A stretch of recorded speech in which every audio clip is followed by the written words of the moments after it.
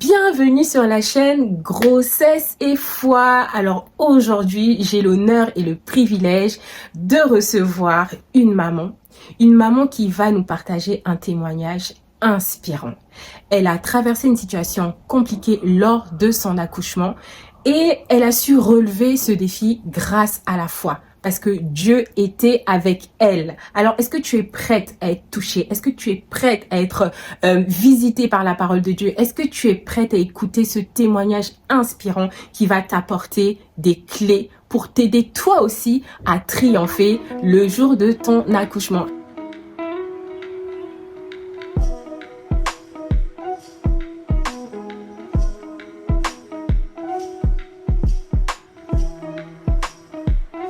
Bienvenue sur cette chaîne Grossesse et foi. Je suis Grace, épouse, maman de 3 merveilleuses créatures. Je suis également puéricultrice, infirmière puéricultrice, mais surtout, je suis passionnée de Dieu. Et récemment, j'ai écrit un journal de grossesse et son recueil de prières. Alors, si tu ne l'as pas encore, je t'invite à te le procurer. Il va te faire du bien, il va booster ta foi et il va augmenter ton intimité avec le Saint-Esprit. Je vais la laisser se présenter. Elle est avec nous, elle vient de loin. Alors, bonjour. Bonjour Grace. Bonjour. Bonjour à toutes, je suis Liliane, je suis enfant de Dieu, je suis aussi également épouse, mais aussi maman d'une merveilleuse petite fille de 2 ans. Wow, ok, super. En tout cas, bienvenue sur la chaîne Grossesse et foi. On est vraiment heureuse de t'accueillir et je suis sûre que ton témoignage va bénir plusieurs femmes qui vont écouter prochainement cette vidéo. Amen. Alors, j'ai quelques questions pour toi. Comment s'est passée ta grossesse? Oh là là, j'ai eu vraiment une très très belle grossesse. J'avais vraiment pas de nausées ni de vomissements. C'était vraiment la grossesse qu'on pouvait espérer, qu'on pouvait rêver. Et c'est juste peut-être à 2 semaines avant l'accouchement où mes pieds auront gonflé. Wow, rien que ça. Rien que ça.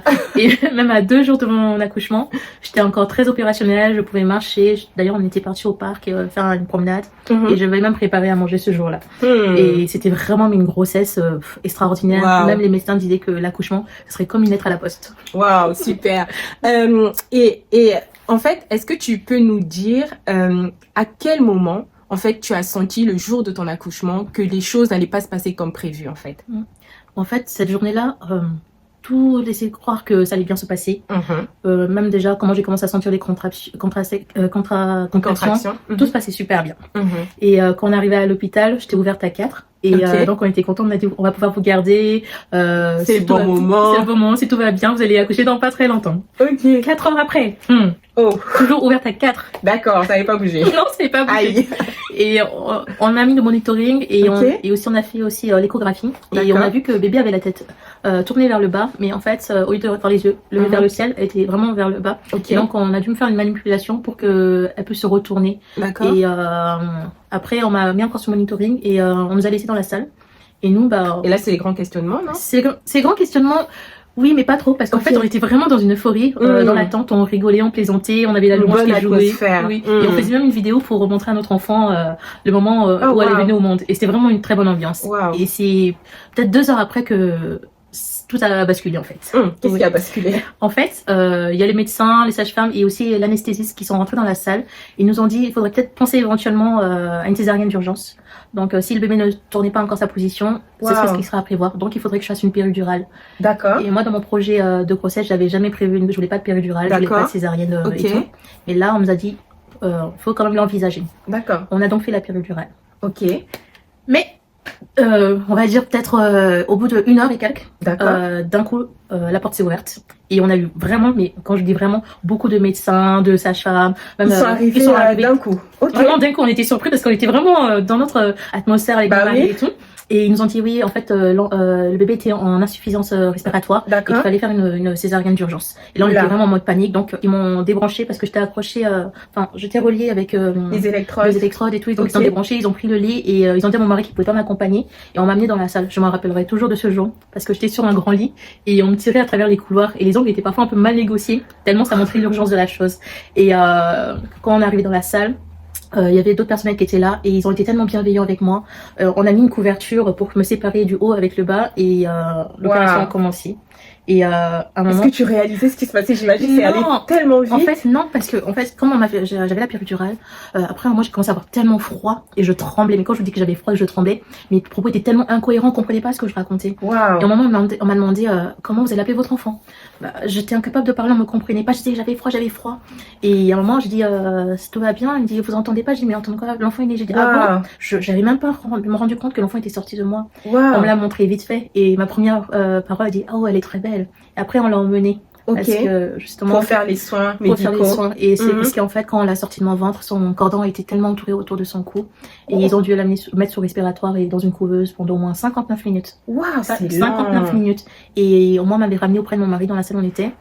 Et je me rappellerai toujours, mon mari, en fait, il faisait la navette entre nous deux, parce qu'on n'était pas dans la salle. Oui, il était partagé entre voir votre fille, en même temps te soutenir, etc. Exactement. La place du papa, là, émotionnellement, spirituellement, ça n'a pas été facile. Ah non, ça a été très difficile. Et spirituellement, en fait, comment en fait vous avez fait pour surmonter ces moments de peur, de doute, parce que ça va vite en fait. Très vite. Finalement, un accouchement et quand on nous annonce en plus une nouvelle comme ça et quand les choses ne se passent pas comme on l'imagine, c'est ça en fait. Comment Qu'est-ce qui vous a permis de tenir? Ah, mais en fait, c'est dur, en fait. Toute la préparation, même, vous savez, quand vous décidez d'avoir un enfant, c'est pas vous qui le décidez, c'est quand c'est le temps de Dieu, c'est Dieu qui vous donne l'aval, qui vous donne quand commencer à avoir cette idée d'avoir un enfant. Et tout était vraiment préparé avec Dieu. Il y avait la prière, il y avait tant de louanges et d'adoration. Même quand j'étais enceinte, j'écoutais beaucoup de louanges, beaucoup d'adoration. Quand c'est arrivé, en fait, on était dans une atmosphère, de prière et de louanges.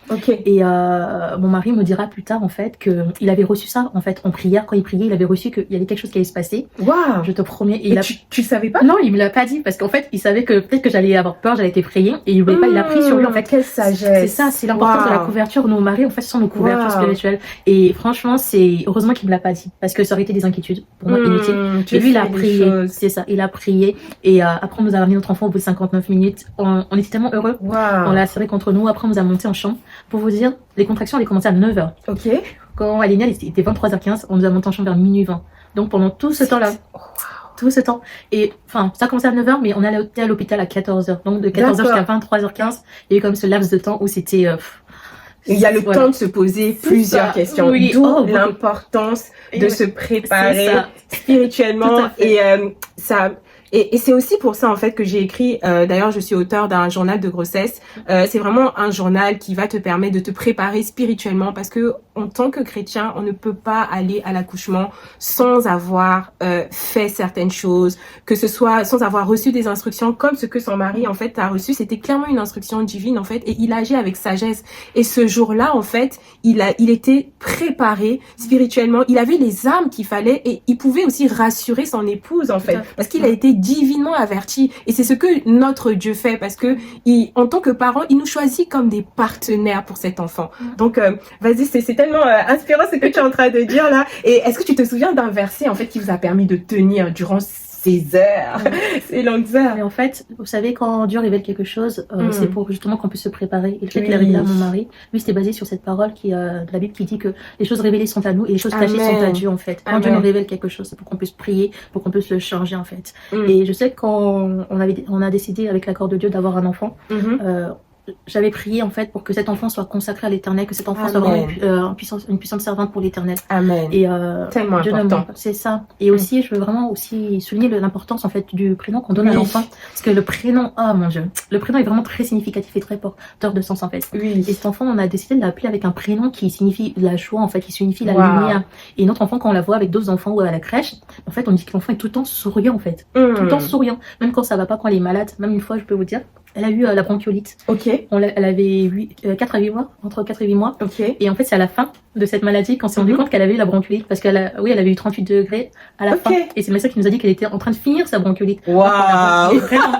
Non, donc, elle triomphe même lorsqu'il y a des difficultés, il y a des maladies, elle triomphe parce que son nom parle, parce que son nom dégage l'atmosphère, parce que son nom apporte la joie là où elle est. Waouh, c'est magnifique. Waouh. Et en fait, dans cette épreuve, en fait, quand tu regardes justement ta fille aujourd'hui, Ouais, j'imagine qu'il y a tellement de pensées qui te viennent, un sentiment de gratitude.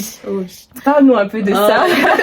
Parce que c'est ça, parce que c'est vraiment un miracle. En fait, c'est une victoire. Dieu a prouvé qu'il est le même hier, aujourd'hui, éternellement. Et le même Dieu qui vous a donné cet enfant était capable de le sortir de ce cordon qui était autour de son cou. Et puis même, tu disais, quand on parlait, on a parlé, tu disais qu'ils ont utilisé un instrument, en fait, qui ont déformé sa tête. Donc, malgré toutes ces choses qui ont compliqué sa venue, la main du Seigneur était là, grâce à votre foi. C'est ça. Waouh. Non, mais je suis juste reconnaissante à l'Éternel parce que quand on voit notre enfant, mais on est tellement reconnaissant, on est tellement béni, on est tellement en joie.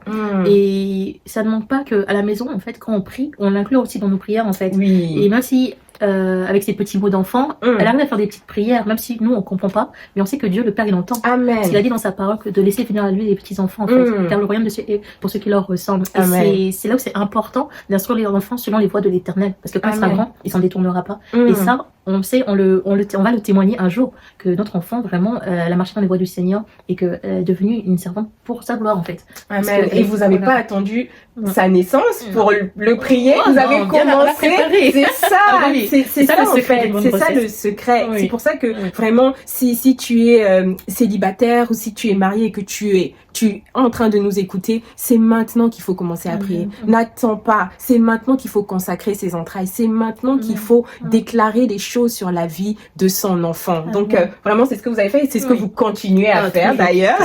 C'est important. Waouh. Non, c'est vraiment inspirant et ça prouve que la foi durant la grossesse, c'est vraiment la clé. Notre foi n'est pas dissociée durant la grossesse.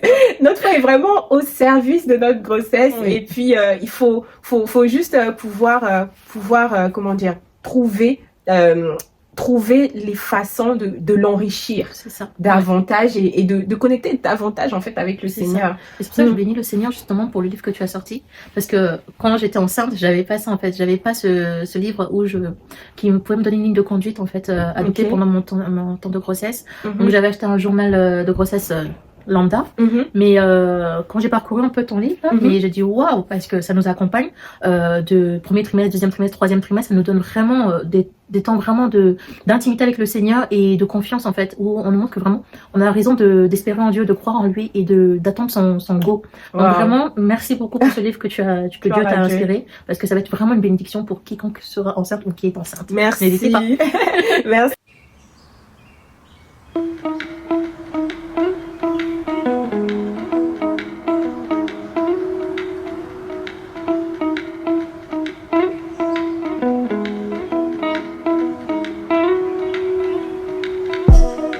Alors vraiment, merci pour ce témoignage inspirant. Je suis sûre qu'il va bénir plusieurs mamans, plusieurs futures mamans qui vont l'écouter. Et quel est le message, quelle est la parole d'encouragement que tu voudrais transmettre à cette maman qui nous écoute par rapport à ce que tu as vécu, qui traverse en fait des moments difficiles, qui est peut-être sur le point d'accoucher et on est en train de lui annoncer des mauvaises nouvelles. Alors, qu'est-ce que tu pourrais lui dire aujourd'hui? Je lui dirais, ne perds pas courage. Crois en Dieu. Tu peux espérer en Dieu. Parce que Dieu est notre Père et c'est ce dont on a le plus besoin. Il connaît mieux que nous toutes choses. Et je t'encourage aussi à lire ta Bible. Parce qu'il y a beaucoup de témoignages de femmes qui sont passées par des situations compliquées. Il y a Anne qui était stérile. Elle a enfanté. Il y a eu Sarah qui était aussi stérile. Dieu lui a donné une descendance. Donc vraiment, vous pouvez parcourir la Bible. Vous en verrez plein de témoignages de ce genre. Et donc, courage, vous n'êtes pas seul, n'hésitez pas à parler autour de vous avec d'autres femmes qui traversent peut-être cette situation ou des femmes qui ont accouché et qui vous donneront un témoignage et qui vont vous booster dans votre foi. Voilà. Amen, amen. Et si jamais tu as personne autour de toi et que tu voudrais partager un sujet de prière, n'hésite pas à rejoindre le groupe privé des Moms to be en Christ. Ça nous fera vraiment plaisir de prier ensemble, de s'encourager ensemble afin que tu puisses toi aussi triompher et témoigner de ce que Dieu a fait. Voilà. Mais vraiment, merci. Merci d'avoir accepté de partager ton témoignage. Et puis, merci en fait de nous avoir prouvé que la foi déplace les montagnes. Merci de nous avoir prouvé en fait que les choses peuvent commencer différemment ou avec des difficultés ou se passer pas comme on avait prévu, mais elles peuvent bien se terminer parce que sa parole déclare qu'il commence une chose et il la termine. Il est le Dieu responsable, comme Liliane en fait l'a dit. Et vraiment, si tu as écouté ce témoignage, n'hésite pas à le partager à une amie qui est enceinte et qui a besoin d'entendre ça. Parce que quand on est enceinte, on est dans une saison de vulnérabilité et aussi parfois de rempli de doutes où l'ennemi s'empresse en fait de nous envoyer des mauvaises pensées. Et donc partage cette vidéo qui va faire du bien. N'hésite pas à liker, à nous mettre en commentaire aussi ton expérience par rapport à l'accouchement et comment toi aussi tu as triomphé en fait grâce à ta foi. Et n'hésite pas également à t'abonner. Je te dis donc à bientôt, à la prochaine vidéo. Bye.